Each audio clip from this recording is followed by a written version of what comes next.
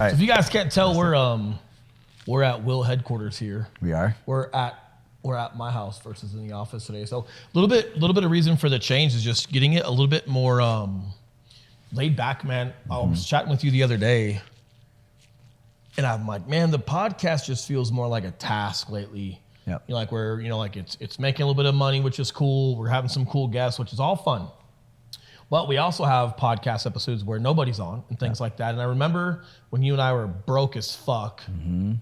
We're still broke, but when we were broke as fuck, yeah, there you right? go. Yeah. It was in my basement at that rental house. And like when we first started, it was really just to talk, and just document our stories of like, we didn't want to wait till we were successful to start a podcast. We wanted to just start one and document our day $1 and what was working for us. But it was also this end of the week recess. Of just having some fun and getting on the mics and just chopping it up, and whether somebody was on or not, just having some fun with it. And the podcast started feeling more like a task, which is okay in some aspects. And we're gonna have guests and we're gonna push the pace, which is okay. But it was nice to just pause, dude, and reestablish why we were doing it in the first place. So it's cool that podcasts can make money. It's cool that you can have guests, but you want to stay true to why you're doing it in the first place. And I think a lot of people enjoy hearing the podcast. It was very decompressing too. Yeah, like man, end of the week, you just felt better. We're out at your house. Yeah. Man, I wonder part of it too, if like, because our podcast studio now, for those of you guys that don't know, is like at our office. 100%. Right? Which you're doing business at the office, which might be one of the main reasons that like, hey, it is feeling more like work and a task versus when we started. Again, we were at your old house back then and we're in the basement and it wasn't the place of work, right? Man, probably one of the big reasons that, like Joe Rogan does what he does with his studio, to where it's like, man, his gym's there, his cold plunge is there, his archery setup is there. Like that's not an office per se to him. No, it still keeps that vibe. And I'm sure there's still work to it. And we'll still have work to ours. We'll still be doing it at the office. There'll be guests that come through. I'd rather just have guests at my house. If I trust you enough to be a guest, just have them at the house. But we're gonna kick it. So a little bit of a new setting. We've got I've got some fireplace on. We should have some like eggnog. Eggnog, some candles. It's December 1st. It is. So we're coming up to the end of the year. Like I figured today, man, just a little recap on how we approached this year. Some pinnacle points to this year, whether they be good or bad, just pinnacle moments during the year with the result of how we approached it. And things we're being mindful of moving into 2024. Yeah. There's definitely some themes that I have like in my like just head, coming into next year. I want to start with you. I'm curious. Yeah, because like here's how I approach stuff. Sure. Yeah.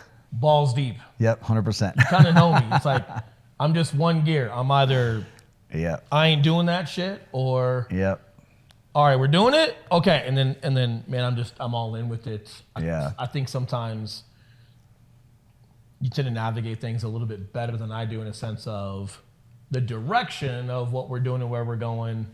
I'm the guy that's like, I'm going to get down and dirty and row the shit out of the boat. Yeah, wherever you are, you're going. You can kind of just steer it to make sure if that makes sense. So I'm a little curious to like, I feel like your thoughts on this past year. I feel like this year, man, we got so much like interaction with agents, so much momentum with agents more than ever before, dude. Like hundreds and hundreds of agents. Like you and I, our week is pretty much full of just meeting with agents and doing transactions, right? Yep. And it's given a lot of really good insight for me personally as far as what agents are struggling with. Like I knew what agents were struggling with before, right? But now I just have like a little more like different context to it, and then I think I have a better idea of like providing solutions. So and this year was big on solutions. Like this year was a big year for. So 2020, when I say this year, not this year coming, but 2023. Yes. 2023 was like not a rebuild year, but like a build up year. Yes. Because we were building so many different platforms. We were building our YouTube course. We were building webinars.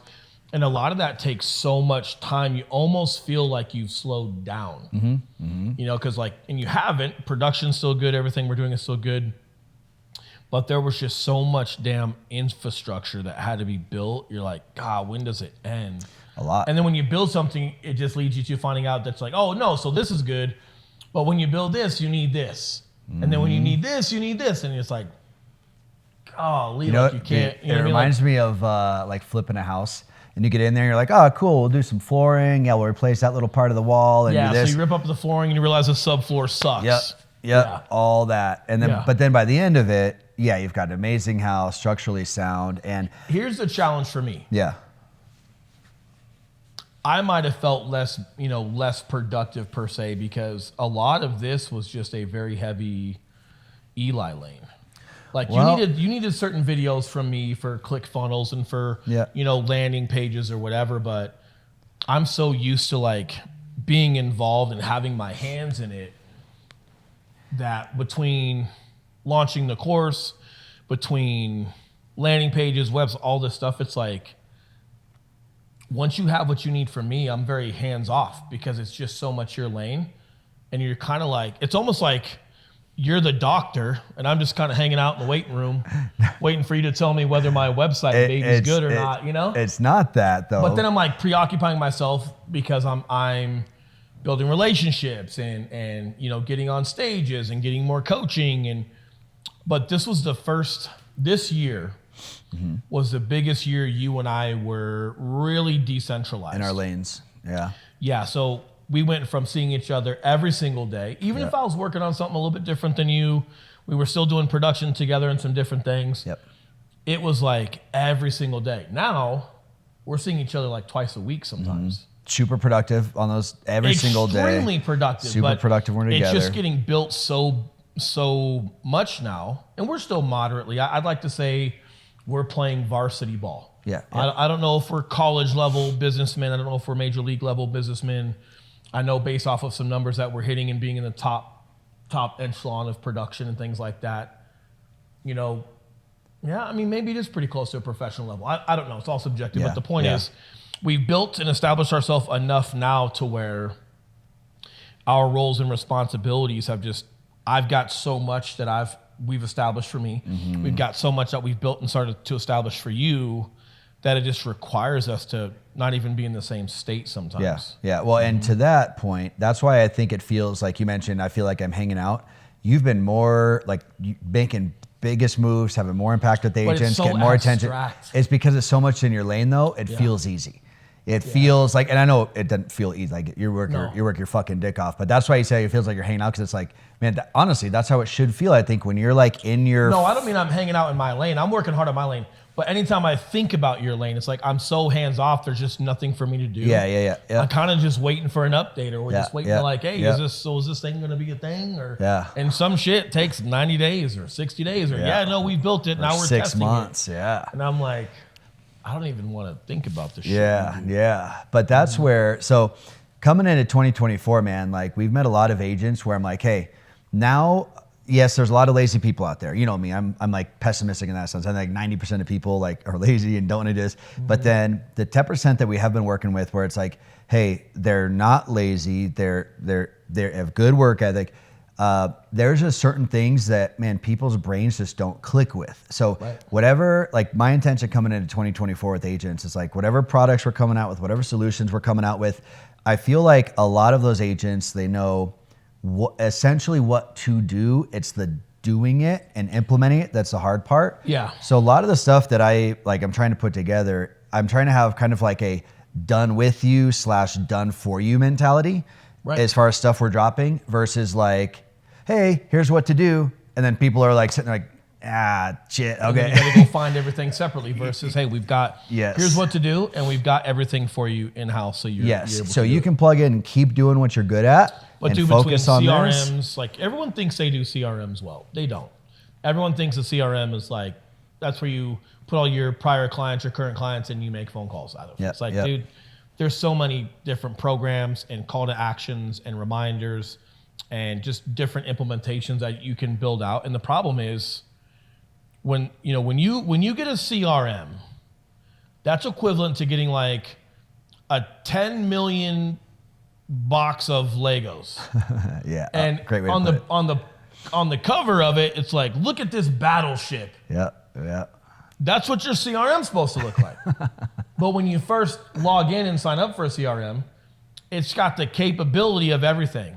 But if you don't build into the technology what you want everything to do per client, per type of client, per whatever, it's not doing anything. So if you get this big old box of Legos and it's got this picture of like what it's supposed to be, but if you just open it up and dump it out, it's nothing. Yeah. So what's really cool about what you're building is, you know, we've created a CRM to where Eli's 1,000 hours of building everything out. Agents can just have access to that now. When they log in and they decide to join our CRM as a member, right? Whether you're in our brokerage or not, if you want to use our CRM, it's got everything. And as you make updates or things that you enjoy about it, they have access to every update that you ever make, right? So now it's like, hey, we've built it for you. You just got to put your clients in and label them appropriately. And then, hey, it's off to the system's going to go. And the system's going to go. Your job ideally should just be, a response is coming in from all the automations that we've been putting out. And the reason I love it, dude, is because people, not only do they not understand CRMs at a high level, even if some people do, like they're not building it out. Yeah, no way. So everyone's like, oh, hey, what CRM do you use? And like people are like, oh, I like this one instead of that one. They're like, it's like, dude, you don't even know how to fucking, like when someone says like prior, like back before ours, if someone said something negative about KV Core, it's like, no, dude, KV Core is really good. You're just not capable of using it and you haven't dove in enough to actually understand what that thing does. It's really good. And you know, and now what we've built is. And frankly, like I kind of get it too. That's where it's like, that was a big inspiration of like, hey, I understand how these things work. So let's just fucking put it together. And then thankfully we're on a platform where we can just go copy, paste, get some things connected, and like good to go. 100%. So like coming into 2024, whatever we do, CRM, more courses, whatever that is, I like this whole, like even like, man, a lot of your coaching is done with you, right? Has to be. It's not just you're telling people because when we're like coaching, like if it's like, for example, if they want to learn YouTube, well, if you're a part of our coaching, you get the YouTube course for free. I'm not going to charge you for one-on-one coaching and charge you for the course. So not only are we going to go over your brand and how to build it, but hey, now you've got the YouTube course, you've got a tool to help you build it, or the CRM or whatever it may be. So like, it's just really going like hand in hand. But what's interesting, I didn't even really think about it until today, is like, yeah, man, you and I, the back half of this year, maybe these last 90 days, we are just really getting separated with our roles and responsibilities where there's less time, but it doesn't seem, I mean, not even thinking about it until now because we're sitting down to have the conversation. It kind of like speaks for itself. It hasn't changed the dynamic of our friendship or our business. Like no one's jealous, no one's insecure, no one's frustrated, nothing's slipping through the crack. And I think it speaks to just the amount of trust we have in each other's capabilities of one's lane. And enough grace and forgiveness of, if something doesn't work or gets fucked up, it's got nothing to do with somebody not working hard or trying hard to be proficient. It's got everything to do with, hey man, that's the nature of entrepreneurship. We're gonna get some bruises and some scrapes along the way. You're just trusting the fact that like, hey, if something doesn't work for Eli, or if he's like, man, yeah, this just isn't working, but I found a better way to do it. It's like, you just trust that like, hey, but he's still the best guy for the job. We're not gonna get through this thing scot-free, you know. And there's just a lot of forgiveness if like something's not working. I mean, dude, I got sick, right, for like a week and a half. God bless my heart. For real. Jesus, I know. I'm not the best at being sick. Once I hit a certain threshold, I'm like, all right, that's it. I'm shutting it down. I'm crawling off into the corner. Leave me alone. But it's like the second I started like feeling like, dude, I'm getting there. Like tomorrow, I'm shutting it down. It was like, let's look at the calendar. All right, what can you take for me? What am I going to do that's mandatory? What can get canceled? And it was like, cool, man. See you when I see you. And like, there's just trust there of like, hey, man, Will's gonna get his shit done. He's more than getting his shit done. You know, like, I don't know. I'm rambling, but there's a lot of trust and grace to us just having that for each other with the lanes that we have and our ability to just trust that, yeah, man, that's the guy for the job. Who else is gonna, you know, like, he's the guy. Almost like when, you know, like if Peyton Manning throws an interception, it's like, okay, that bummer. But hey, man, that's the price of doing business in the NFL and pushing plays and really trying to push momentum and try to get ahead or whatnot. Like, you're going to throw some of those. And dude, there's games where Peyton Manning threw 3 or 4 interceptions, but they still won the game. And if you throw 3 or 4 interceptions in a game, the percentage that says you're going to win that game is like 8%. But somehow he still, you know, won the game. Or even if he loses a game, it's like, but you still know like, hey, that guy's going to learn from it. He's going to process it. Hey, he's still the best man to play that job, right? And I feel like that's how you and I are. It's like, even if I make a mistake or if I didn't see something and just didn't work out or a relationship doesn't work out, it's like, yeah, that comes. That's just part of just doing the thing. But Will's the best dude for that lane. It's like, he'll like it's going to bounce back. It's like, I don't think anybody loses trust in Peyton Manning when he throws an interception. Yeah. And, too, I think we're in the phase of business where you get to a point to where you've got the faith in yourself. And even maybe if like these little like micro things need some adjustments or aren't working, you get to a certain phase to where you're not making critical errors now. You know what I mean? Like you're not repeated errors. Yeah, repeated errors, critical errors, things that are actually gonna like sink you. It's like, no, at worst, you're doing, man, this didn't work as good as it could have. Okay, what are some tweaks we can make? What are some pivots we can make? Yeah, I'm not bringing $100,000 of meatloaf home saying we can wholesale it. You're not trying to start some other job. You're not like, hey, dude, I'm gonna start selling commercial now, right? And then we're just like, oh, Jesus. Well, dude, the market is like, no, man. And like, that's something to be said for folks, right? Like, I was talking to Curtis. He's a good buddy of ours. He's at EXP as well. And dude's got like 12,000 agents in his network and just a really savvy business guy. And, he was kind enough to come to my birthday dinner, right? Like just good dude. And I was talking to him the other day because we've got WealthCon coming up. And I wanted him to be a part of it. I said, hey, man, I'd love for you to buy some tickets and, just bring people that you support there. And hey, in addition to that, I'll come talk in Arizona for free. I'll do all this stuff for free. That was like significantly overvaluing the couple grand tickets would be. And man, he left me this nice voicemail. He's like, hey man, that's why I love you. Cause the value you're offering me is significantly above just my little involvement, for WealthCon and whatnot. But he said, Will, he goes, I looked up WealthCon, I'm diving into it. It's phenomenal. There's nothing but great things that's getting said about it. But he's like, it's a lot of investing in just different stuff. And he goes, Will, that's just not my wheelhouse. I'm traditional with realtors, and listen, I want to do more with you. So let's find out what that looks like. But hey, for this one, I'm just going to pass. And I appreciated him just saying that because I don't need a couple grand of tickets. I just want him to be a part of stuff that we're doing, right? And the fact that like even at his level, he's just hyper focused and he's identified what he is and what he's building and what he's doing. And it's that, and it's like, for me, beyond him spending a couple grand for some tickets, if he would have just said yes because he wants to support me, I would have been thankful, but I would have missed out on the lesson he just taught me by being honest.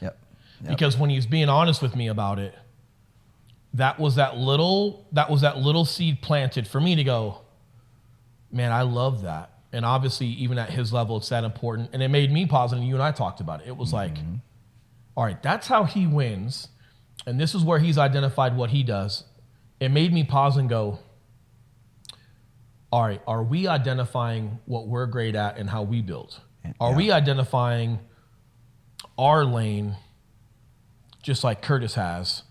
And are we staying committed and focused to that, or are we getting spread too thin and not focused? And for the most part, no, we're on the right track.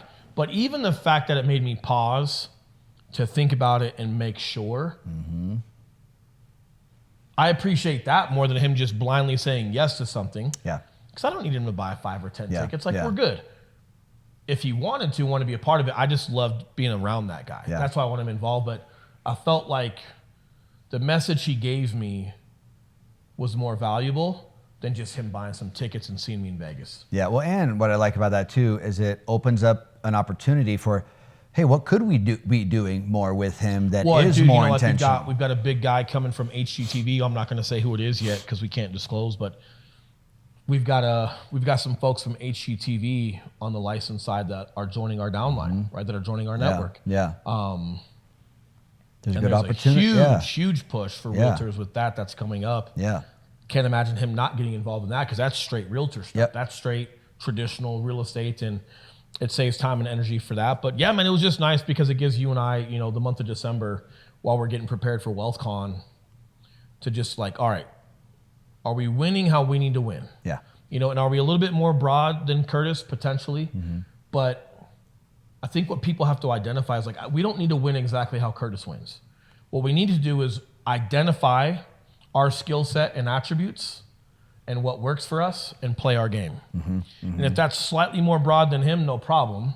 You know, because like Curtis comes from a background of like owning brokerages and different stuff. And there's just a different play when you're his age and having brokerages to what you get to speak to. You and I are really great at brand building and podcasts and pushing content that creates a ton of different transactions. And it just comes from a different funnel, right? So the way we're able to attract or speak to agents, we've got to get out there in a different manner than maybe how it used to be done. Not that way still doesn't work, but the bottom line is, hey, what are your skill sets? What are your attributes? What works for you? Play that game. You know, and I always correlate it to like sports, right? Because Tom Brady and Patrick Mahomes play the position of quarterback significantly different. Both great, both Super Bowl champions, right? And it's like, but the way like Patrick Mahomes plays is like how he sees the field, his skill set, how he throws the ball is different than Tom Brady and how he manipulates it, like, and can stay in the pocket and execute how he executes. Patrick Mahomes is actually more dangerous out of the pocket. And how he throws the ball. But the bottom line is, you know, does Patrick Mahomes do a lot more to get the same 7-yard pass as Tom Brady? Yeah.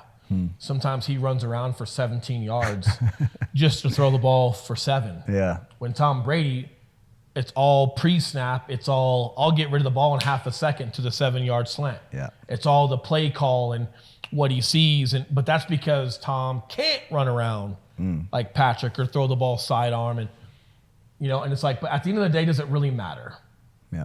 Patrick is playing with his skill set and how he sees the field. And, you know, sometimes it's almost like you want to think his scrambles by design.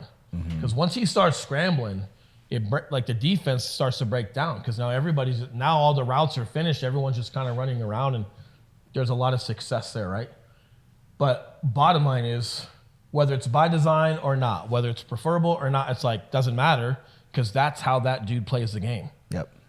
And the more you identify your skill sets, your attributes, who's around you, how you see your field, what's working for you, you just got to keep your integrity with that and then figure out how that works for you. Yeah. Right? Yeah. It is good, man. And also like not being afraid to voice that, you know, that's one thing, like you've always been, you know, very vocal about like people's just bullshit hour-long morning routines. I love that Alex Hormozi talks about that too. You know what's so funny, bro? Is like if I say something, and I don't get this a lot, but if I say I'm significantly smaller than Alex Hormozi, both physically and financially in business, right? He's a big dude. Yeah, he is, yeah. In business and physically. He's just a buff dude. Yeah. But I'll say some shit. Yep. Right?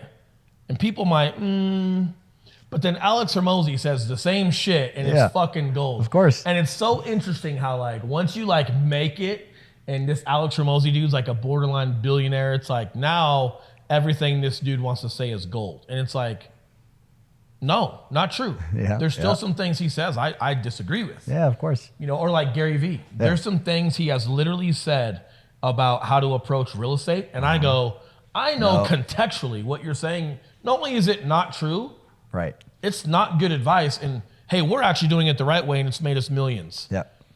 Because we're successful enough, it's like you start seeing where people like pontificate a bit, you know, or like, oh, because you've made it now, you can just speak to everything.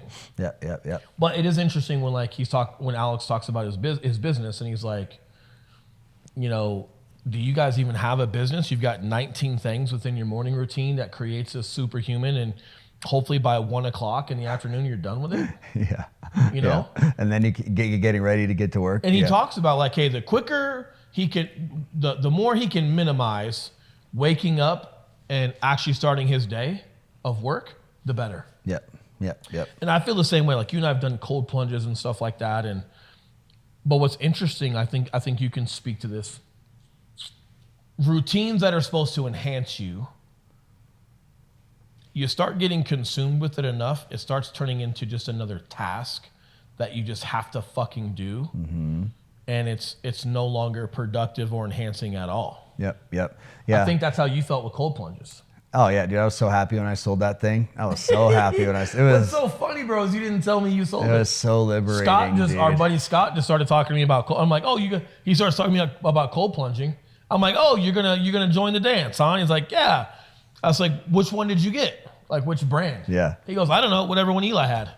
And I'm like, that rat fucking bastard. Oh, dude, it felt so good. Yeah, I was in the office talking about it one day. I'm going to buy one. I was like, take mine. Shit, dude. Yeah, man, there's just this fine line between, utilizing tools for reasons that enhance you and when they're needed, and something just becoming redundant. Yeah, and I think it all comes down to self-awareness and actually knowing if it's working for you or if it's not working for you.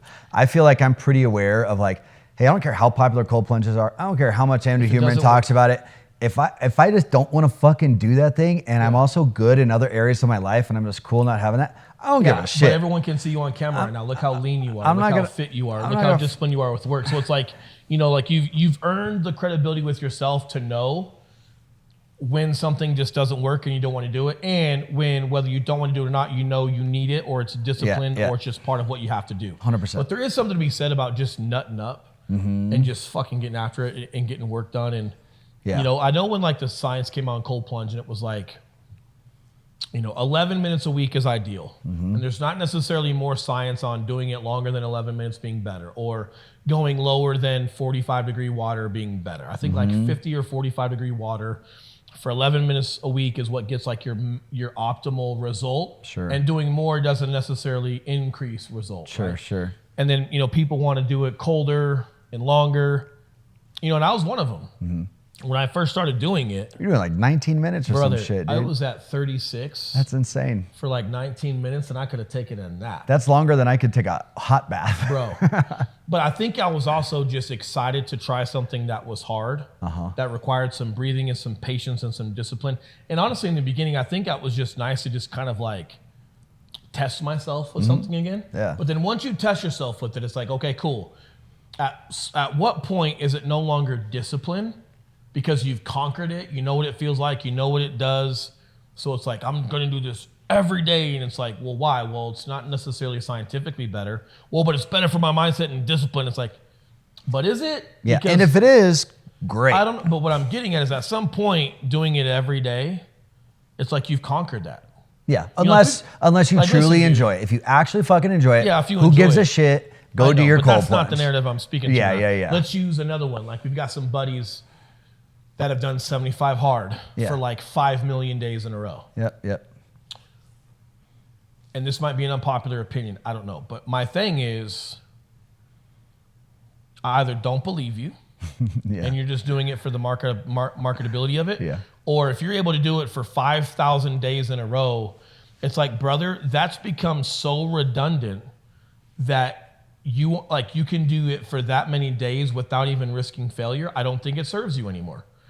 If your purpose is discipline and all that. If you like reading books and going on walks. I know, motherfucker, but that's what they're preaching. That's what they're preaching. That's what they're preaching. That's and different, right? I think they're being dishonest, and they're just, I think it's the marketability of it. But the point is, like when we talk about, like, let's use shooting for an example. And most people know like shooting targets, there's black in the center, right? And then there's like black in the eyes depending on the target that you're using. And when we're going over different shooting drills, like you want to be in the black, right? Not because it's not effective to shoot people somewhere else. Like, and people say that to me all the time. Well, I don't need to be in the black because, hey, in real life, shooting anybody in their torso, at all, or in the leg, it's going to knock them down or shut them down. It's like, but margin of error too. It's like I understand that, but if if you can't stand 7 yards in front of something and have it here, then when you're in real life, you're probably missing. Like 1,000%. We need to learn how to manipulate and operate weaponry and be extremely, extremely, extremely accurate for margin of error, right? Yep. But the point is, when you're going through drills, if you're always in the black, you're not increasing your capacity for more at all. Probably not. So when you're doing certain drills, it's like you either need to add more shooting to it, or you need to continue to decrease the time in which that drill can be executed, and to bring you out of the black. And then once you're out of the black, you start breaking down either on film or the instructor looking at you. All right, once Will's evolution of shooting, this drill, once Will got out of the black, once this broke down, where did it break down? Was it when he was drawing his weapon from the holster? Was it when he was acquiring his sight alignment sight picture? Did it take too long to get sight alignment sight picture? Or was he moving so fast, not smooth, but just so fast that his steady shot turned into jerking or pushing or anticipating a trigger? Yep. And when you push yourself to that capacity, you'll find the 1 or 2 spots that are breaking it down. Like, dude, if I bench press 135, you might not see anything wrong. Yeah. If I bench 405, you're going to go, hey, bro, your feet aren't staying flat on the floor. Hey, your core's loose. Hey, you'll see the breakdown when you start to increase your limit when you're getting closer to your capacity. But that's where all the improvement is. So when you start getting outside of the black, when you start failing, I can find, man, my draw, it looks really smooth when I got 5 seconds to shoot this drill. But when I got 2.5 seconds to shoot this drill, ooh, my draw is actually weak. It only looks good when I can go slow. Great point. But when I actually have to speed up, boy, is that, man, that just doesn't look good. Or, you know, like some folks, man, like they just can't, like they just take too long acquiring their side alignment sight picture on the web, whatever it is, but you're going to find that, right? So what I'm getting at is like when you're doing things for so long and like if it's pleasurable, fine. Let's leave that to the side. But at some point, if you can just do it and there's no failure presenting itself, I don't think it's serving you any longer. It's like, you know what, man? Take 2 weeks off the cold plunge. Yep. And then when you come back, make it cold. Do it first thing in the morning, not after your workout. Like find a way to make it, you know, to hard again, to where it serves you.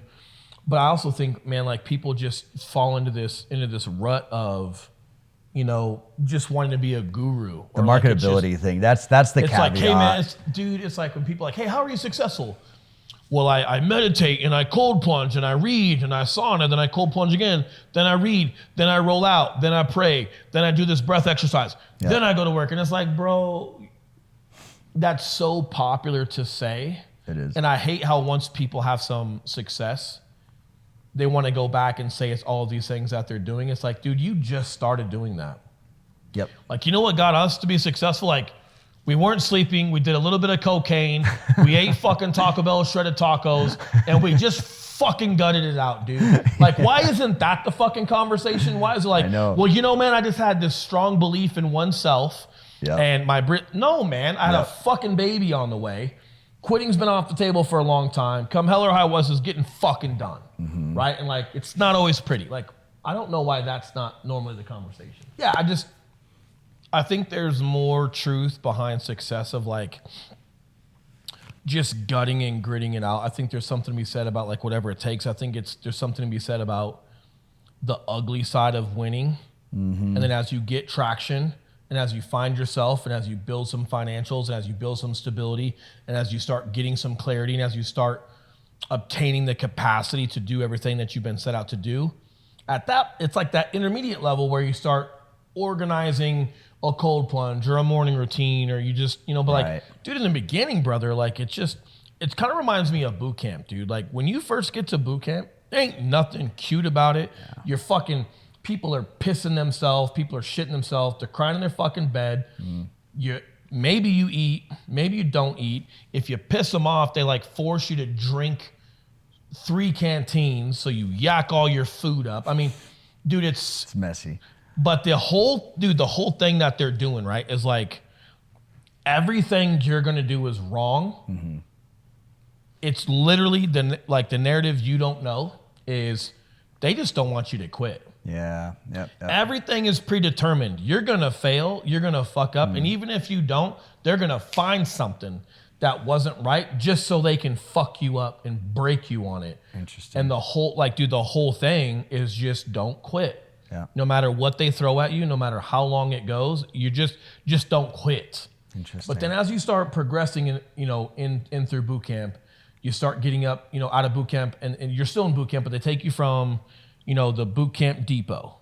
Then they take you onto the Marine Corps base. So for me, I was Camp Pendleton. Okay. And then you start going through the rifle range.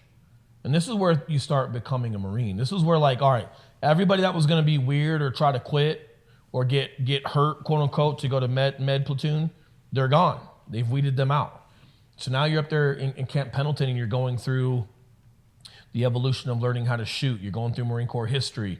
You're going through these different evolutions where you're crawling in the mud under barbed wire and through little tunnels and they got bullets going over your head. And but it's tiring and it's hard, but you feel like you're doing Marine shit. You know, like crawling under barbed wire and like old Vietnam shit or something, right? Yeah. But you feel like, okay, I'm actually doing what I came for. But it's like, but the beginning had to get rid of people that were going to quit, and it had to get rid of the toxins people had in them that didn't quit. And then now once you go up here, you're starting to get a grasp on what being a Marine means. Yeah. But the first fucking thing that had to be instilled in you as a Marine is you don't fucking quit. Yeah. Doesn't matter how bad, ugly, cold, terrible, unfair, doesn't matter. You don't fucking quit. So all they do to you in that first phase, and they do it throughout. Yeah. Don't get me wrong. It's shitty throughout the entire boot camp. But especially in the very beginning, it's like, it's hot, it's cold, it's unfair, it's rude, it's crude, it's just straight fucked up. No one cares. Don't quit. Yep. Like that's the first thing a Marine needs to fucking understand. Yep. Right? And like you just don't know that, man, until you start getting through these other evolutions, and then you start understanding what it means to be a Marine or to go out and execute. And then as you start building those fundamentals, well, you're able to like compartmentalize them. You're able to then start stacking them together, and then you start building this version of yourself that's transitioning into being a Marine. You see what I'm saying? And then when you graduate boot camp and you get your Eagle Glow and Anchor, you still got a long way to go. But you understand the concept, and you've proven to a certain level that you have what it takes to now go ascend and become a successful Marine within Victor units, right? So then you go through School of Infantry, then you learn and that's a whole nother learning curve. You learn what it means to be an infantryman. There's a whole nother hard piece of that, but I feel like boot camp, that's the start of entrepreneurship, buddy. And it's like, this is just where I just don't like hearing about cold plunges or saunas or breath or reading. And the problem is I feel like a lot of new entrepreneurs, because of social media, they have access to all these fucking gurus that do all these things now. So then they're having this impression as a new person that they're supposed to be doing all these things. And could one or two of those things kind of help? Maybe. But if they would have given us a fucking break or a better way to approach first phase of boot camp, it would have made us a softer Marine. Yep.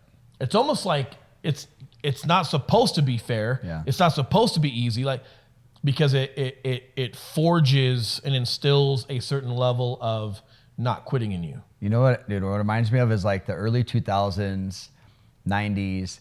You're going through Muscle and Fitness, and you see Jay Cutler with Muscle Tech Protein, and you're like, I need Muscle Tech Protein. Yeah. That's what got and he's Jay getting Cutler. These massages and these cups on his fucking back, right? Yeah. Well, and it's like even before then, like when they weren't open about their steroid use, when they weren't open about HGH and all insulin and shit, all the crazy shit, and you're like, I need protein. I need pre-workout now. I need pre-workout.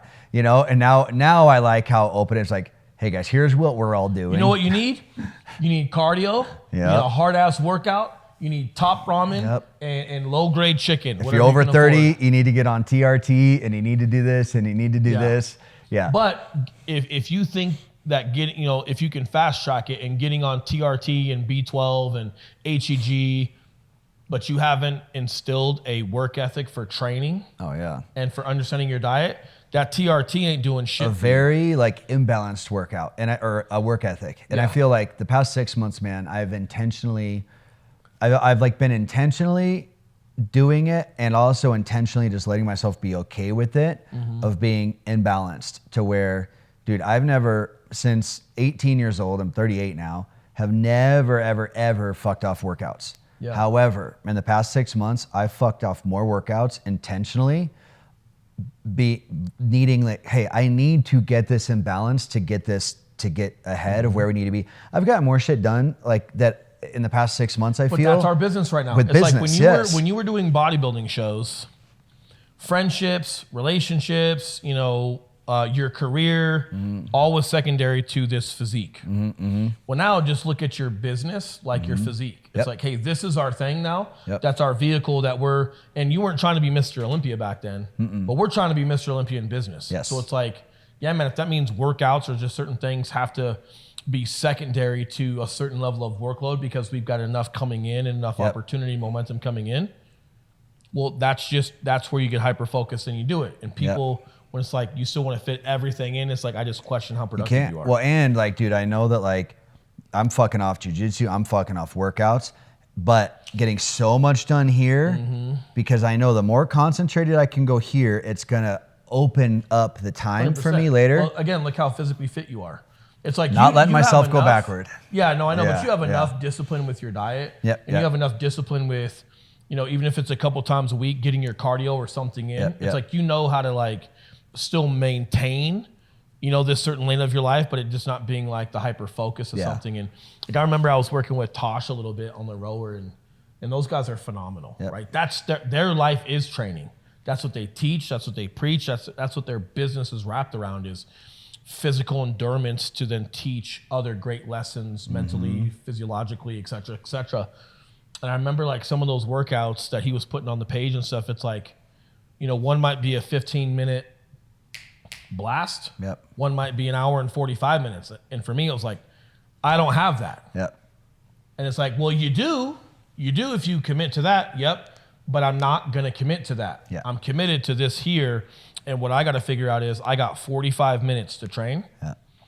What can I do to hyper focus in there and make it as most effective as possible while still making sure that these things over here are the priority? You know, but like, dude, when you and I first started, buddy, it literally was shredded chicken tacos and, hey, this is an opportunity. You're throwing shit against the wall to see what sticks and figuring out. And we're working till 11 o'clock at night and whatever. And like, but it's like, nobody talks enough about that. It's true.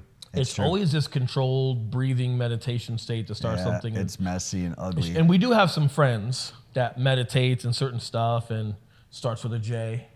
Yeah, and I do think it's good. But he's got some great stories about business that he hasn't told.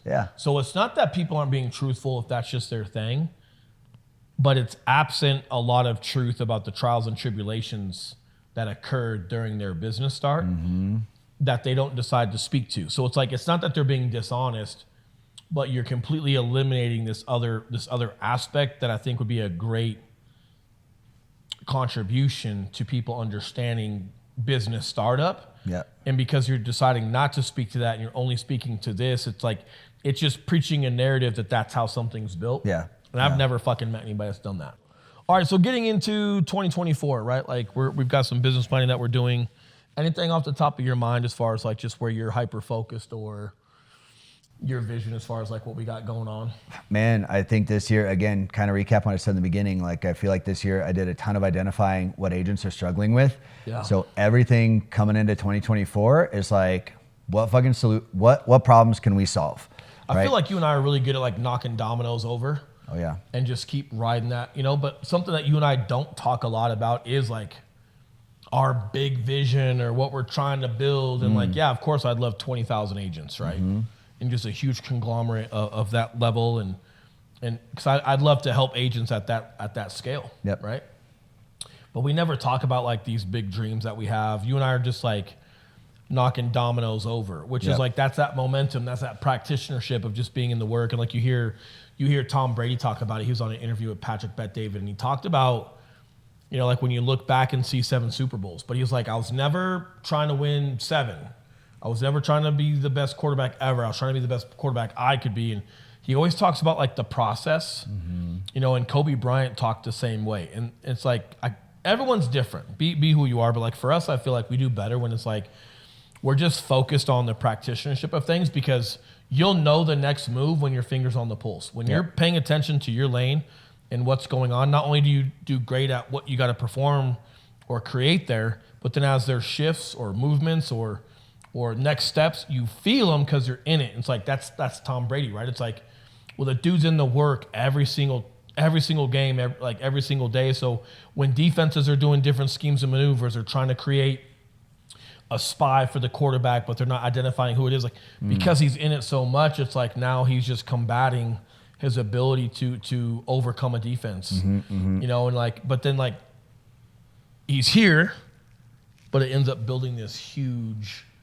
mountain of 7 fucking rings. But I think some people just get too stuck here. course. Yeah. You know, but then like you never like you don't build this doing this. You're right. You know, like it's here, right. like in the work, and you know, like we just don't really daydream a lot, man, or really talk about. I mean, we talk about boats and hoes and like dumb shit. Sure. Yeah. When we're being funny, but we don't really like daydream past the point of just scaling real estate to that high level. I think it's also too because you and I, we're far from content. There's not an ounce of like contentment in our body. However, we're happy like with what we have. It's just right? a process, dude. Yeah, like we've come a long way from where we started, right? Yeah, and we're happy with what we got. But it's also like, what else would we be doing? There's Like if we weren't doing what we were doing right now, we would just be balls deep, just as much into something else. Yep. You know what I mean? It's like it always be about a process. And I don't really have a desire to go do something else because it's like, man, we're already so far into this process and successful enough. It's like, no, man, keep writing that out. You keep starting stuff over, man. Like you're starting the process over versus like, nope, we've got some talent and some ability here. We're having success. It's like, this is just our thing. And like making it per se, like, well, whatever that is, whenever that is, like that'll come. Yeah. But we're not really rushing that, man. It's just like, here's where we're at. And it's like, you kind of just accept the reality of a process being a process, man. And coming like, man, again, people have heard me say this before, but like when I first started going to the gym, I had I didn't go because I wanted to start getting in shape. I didn't go because I wanted to get big muscles. I went because a kid invited me from high school, like day one of school. And then I'm like, hey, cool. It's fun going with him. And then there's like girls at the gym. And then pre-workout like makes you feel cool. I liked the music like at the gym. I like talking to people at the gym. And I just enjoyed the thing of going to the gym. And then fast forward, I like flexed in the mirror one day. I was like, oh shit, like I got some muscle. There's the byproduct. Then that kind of started feeding it a little bit. But never was it like, oh, I want to be Ronnie Coleman. Something about your fitness too that you have is like, you know how long and hard to work at something before you actually establish a result. Yeah. I've never been as physically in shape as you when it comes to like aesthetics and bodybuilding, but something that like I do reflect on is I know how hard and how long you're going to be at something before, you know, you're a good sergeant, before you're a good Marine, before you're a good infantryman. Like there's just a certain level of effort and work and time that has to occur before you get accepted by your peers at a certain rank. Same thing as a police officer, right? Like, I was going into police work with experience of, hey, just accept that this learning curve to reach a high level of ability, minimum 4 to 5 years. And that's if you're really in it to fucking win it. Can you really establish yourself as a great patrol officer 4 or 5 years in? Doesn't mean just because you've been around 20 that you're good. Yeah. I'm talking if you put a ton of focus and intent and ability into those 4 years, what you can accomplish, right? So like, again, it's never been aesthetic for me. Yeah. But I have like when you and I are both approaching this business together, it's like we both for different experiences, we have the experience of just what certain things take before there's even a little bit that you've kind of molded and put together. And like you and I are coming up on year 7, I think, right? So yeah. And like, man, 4 to 5 years minimum before you can kind of catch your breath to really kind of see what you're like before the clay starts to take shape. Yeah. And now it's starting to take shape, which means all the work we're putting in is that much more intentful, which means it's that much more productive. Yeah. Because there's just so much intent and clarity behind what you're doing, but it's like we're just now getting to that high level. It's true. It's true. Well, I'm glad we can be the dudes, man, that kind of like bridge that gap for people and we're like, hey, it is ugly. It takes a lot of fucking work. There's a lot of imbalance. Yet we still tend to have fun along the way. Like you and I always have fun with it. Yeah, because you just enjoy the suck, bro. Yeah. Some of it dude, I was in a fucking pantry. Yeah. My mom bringing me fucking sloppy joes to last minute for the week. And then these other motherfuckers out here talking about Wim Hof. Yeah. Brother, there ain't no Wim Hof starting from the ground up, buddy. There just ain't. That's funny. But I understand as you reach certain levels and clarity and you've got some pause, can you be a little bit more intentional with mindset and different stuff? And like, 100%. But at the end, in the very beginning, it's unfair, it's rude. It's like, dude, entrepreneurship is going to be unfair, rude, crude, unpredictable, unexpected. Just do all you can, no matter those circumstances, and don't quit. Like, that's just the fucking reality of it. And then as you get through that don't quit phase, and as some of that shit sticks against the wall, and you start having a little bit of success or clarity behind what's going on, that's where you can probably get a little bit more methodical about what you're doing. But I just don't understand. And I feel like if you are doing all these morning routines and these other things, but you're also in the very first phase of starting, it's like, I don't know how successful you're going to be, because it just sounds soft to me. It's so much more shit. You know what it reminds me of? Like just putting all these extra pads on to go play backyard football. Yeah. No, man, you're not putting shit on. That's a great way to put it. Go out there with your buddies and fucking tackle each other, and it's a great way to put it. Establish a certain threshold of just getting tackled like rugby. Yeah. But if you're always putting on all these pads, it's like, are you ever gonna be, just that hard enough person to actually play football? Yeah. You're gonna be. You're so conscious of protecting yourself, that you never actually, build yourself, man. You're gonna be so optimized to do what? Nothing. To do what? You ain't done shit. Yeah, that's funny. Happy Friday, man. Happy Friday. It's cool to just bring the stuff to the house, and when we have people come, we'll have to figure out how we set it up or whatnot. But this just felt a little bit more authentic. Not that we're not always authentic, but the office sometimes just feels like a task, and like, okay, let's pick a topic of discussion, let's do it, versus like, hey man, let's just kind of sit back and just reflect on the year and just talk a little shit. And I like it. A lot of times there's just more resonates for people from that. Yeah. Right. So for those of you guys watching, we appreciate you. We love you guys. Yeah. We'll see you guys in a week. All right. Take care, guys. I'ma sip it on down and turn it up. Southbound and trailblazing, yeah,